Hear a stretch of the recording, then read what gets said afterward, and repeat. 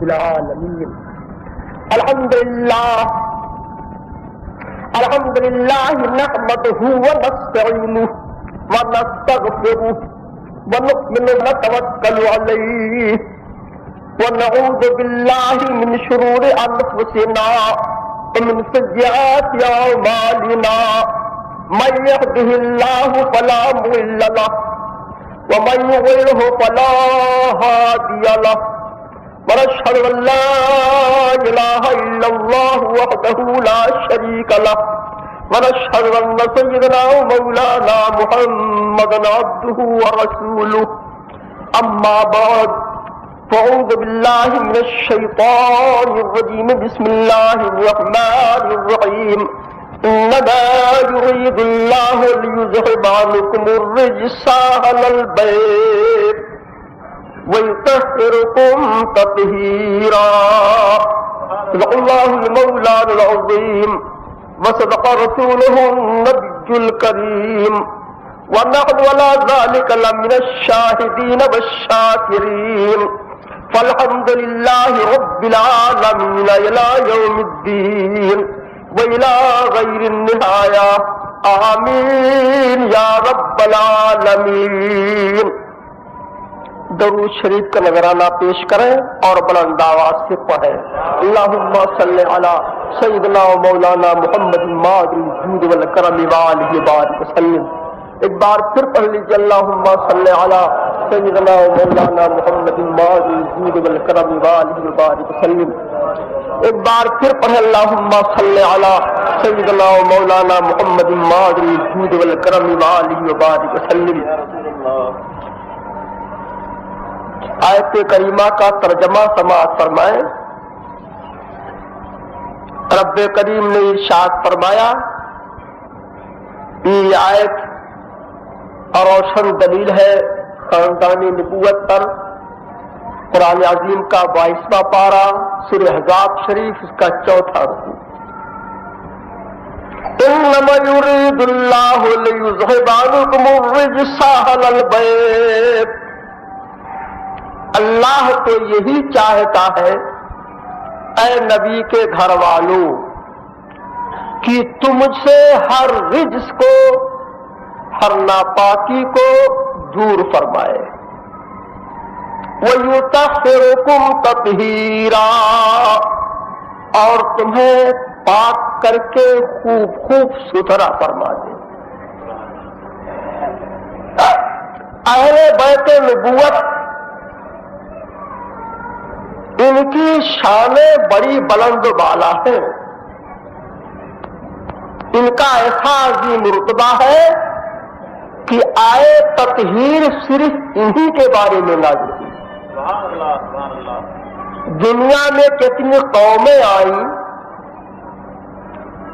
کتنے ایک سے ایک صالح پرہیزگار پیدا ہوئے اور ہوتے ہی رہیں گے. اللہ کے مقبول بندوں کا سلسلہ ختم نہیں ہوگا. قیامت قائم ہی نہ ہوگی جب تک کہ اہل اللہ روئے زمین پر موجود رہیں گے. صحیح مسلم شریف کی حدیث ہے، لا تقوم الساعة الا یقال اللہ اللہ.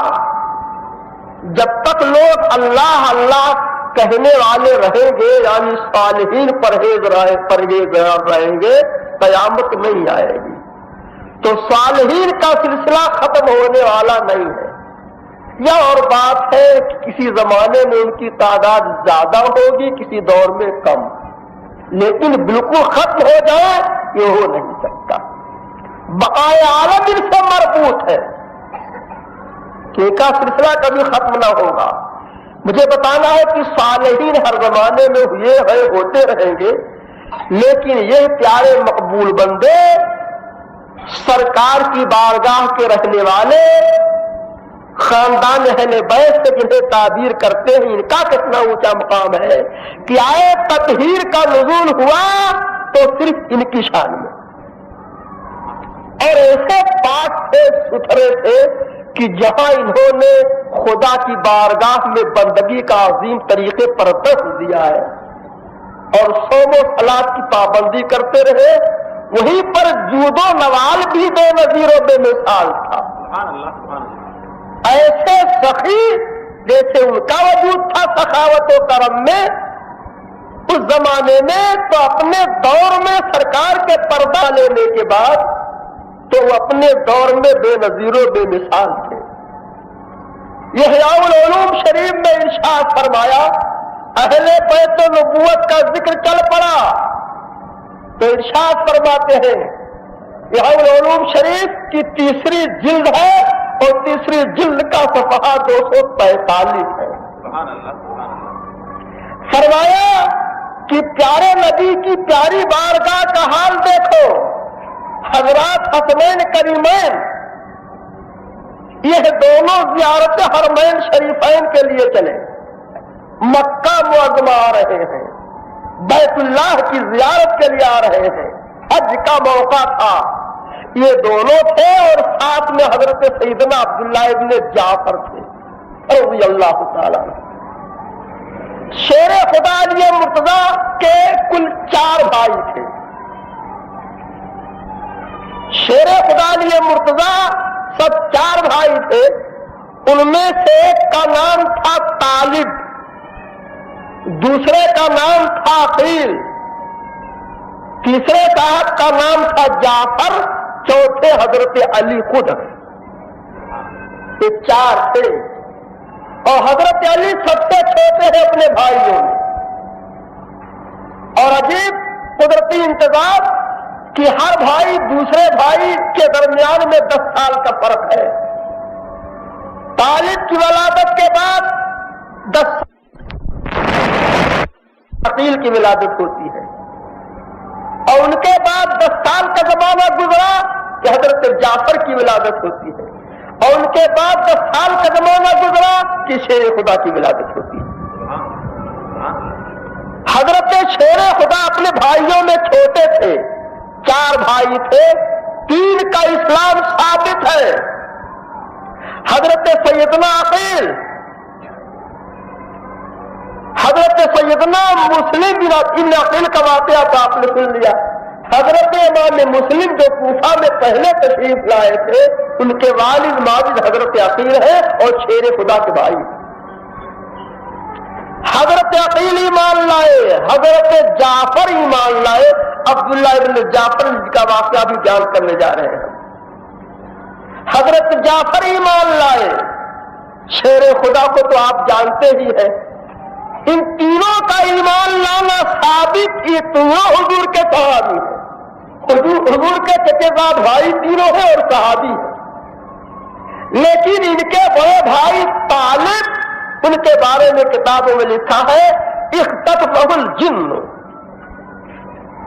جن اچک لے گئے، اٹھا لے گئے، ان کا پتہ نہیں چلا. پھر یہ معلوم نہ ہو سکے کہاں ہے، ان کا اسلام ثابت نہ ہوا اس لیے کہ ان کا پتہ ہی نہیں کہاں چلے. پھر ان کا اسلام ثابت. کون میں حضرت سیدنا جعفر کے فرزند حضرت سیدنا عبداللہ، یہ تینوں ہم سفر ہیں. احیاء العلوم شریف میں ارشاد فرمایا کہ ان کی سواریاں تھیں، اس کے باوجود یہ پیدل چل رہے تھے. زیارت بیت اللہ کے لیے، خانہ کعبہ کی حاضری کے لیے پیدل چل رہے تھے. سواریاں ان کے پاس موجود تھیں اور سواریوں پر اسباب بھی لگے ہوئے تھے، زاد راہ بھی اس پر موجود. لیکن ایک ایسے مقام پر پہنچے کہ یہاں سواریاں آپ کی نہیں تھیں اور اب بھوک کی ضرورت تھی، پیاس کا غلبہ ہوا تو یہ تینوں جھوپڑی کی طرف رخ کرتے ہیں جو ایک میدان میں راستے کے قریب میں ہی نظر پڑی. وہاں پہنچے تو معلوم ہوا کہ ایک ضعیفہ جھوپڑی کے اندر ہے. ضعیفہ کے پاس پہنچے، اسے سلام کیا اور سلام کرنے کے بعد کہا بڑی بھی پیاس لگی ہوئی ہے اور پینے کی چیز پیش کرو. انہوں نے نورانی صورت دیکھی، بڑھیا پہچانتی بالکل نہیں تھی ایک اور حضرات ہے، مسافر ہے، اچھے ہیں، نیک ہے. ظاہر سے پتہ لگا لیا. ایک ہی بکری تھی بڑھیا کے پاس، اس نے بکری کا دودھ نکالا، تیار کیا اور فوراً ان تینوں صاحبوں کے سامنے پیش کیا. ان حضرات نے بکری کا دودھ نوش فرمایا. پھر کچھ ہی دیر کے بعد ان تینوں نے ارشاد فرمایا کھانے کے لیے کوئی چیز ہے؟ بڑھیا نے کہا کہ میرے پاس کوئی چیز نہیں ہے، ایک بکری صرف ہے، یہی ہمارے لیے ذریعے معاش ہے، زندگی کا سہارا ہے، بظاہر زندگی کا رب کسی سے قائم ہے۔ لیکن بڑھیا کا حال دیکھو، اس نے کہا ٹھہرو آپ حضرات، ابھی انتظام ہو جاتا ہے۔ بکری ذبح کی جاتی ہے، ذبح کرنے کے بعد گوشت تیار کیا جاتا ہے، مہمان نوازی میں تو ضرب المثل ہے وہاں کے، ان کی مثالیں دی جاتی ہے کیسے مہمان نواز تھے، کیسی قدر کرتے تھے مہمانوں کی۔ ضعیفہ نے بکری کا گوشت تیار کیا اور تینوں صاحبوں نے اسے تناول فرمایا، آسودہ ہو گئے تو چلتے چلتے حضرات حسنین کریمین نے ارشاد فرمایا، امام حسین رضی اللہ تعالیٰ عنہ نے ارشاد فرمائے ضعیفہ اگر تیرا گزر کبھی ہو جائے مدینہ منورہ کی طرف تو ضرور ہم سے ملاقات کرنا۔ یہ ارشاد فرمایا اور روانہ ہو گئے۔ اس کا شوہر جب بعد میں آیا، بوڑھا شخص، وہ پہنچا تو پہنچنے کے بعد جب پتہ لگایا کہ بکری نہیں ہے تو قدرے ناراض ہوا، پوچھا کہ تم نے کسے کھلایا؟ ضعیفہ نے بیان کیا کہ ایسی صورت والے تھے مگر مجھے پہچان پہلے سے نہیں تھی، میں جانتی ہوں کہ کون ہوا ہے، بس اتنا جانتی ضرور ہوں کہ نیک ہے، پرہیزگار ہے، نورانی صورت والے۔ انہوں نے کہا کہ جس کو تم نے پہچانا نہیں ان کی ایسی خدمت کی کہ ظاہری اسباب میں سے سبب بھی تم نے ختم کر دیا۔ بہرحال بات آئی گئی، ختم ہو گئی۔ چند روز کے بعد کچھ ایسا اتفاق پڑا کہ ذریعے معاش کے سلسلے میں ان کو وہاں سے چلنا ہی پڑا۔ یہ دونوں چلے اور چلتے چلتے جب مدینہ منورہ پہنچے تو مدینہ منورہ ان کا ایک حال تھا کہ لیگنیاں وغیرہ جمع کرنے کے بعد اسے ان کا کام فروخت کرنا تھا اور کچھ مل جاتا تو ہی ظاہری سہارا تھا صبح اور شام کے پان کے لیے، کھانے پینے کے لیے۔ سیدنا امام حسن رضی اللہ تعالیٰ عنہ کی نظر پڑ گئی تو آپ نے فوراً خادم سے کہا ضعیفہ کو بلاؤ۔ ضعیفہ جب قریب پہنچی آپ نے سلام کیا اور آپ نے ارشاد فرمایا بڑی بھی تم نے ہمیں پہچانا ہم کون ہیں؟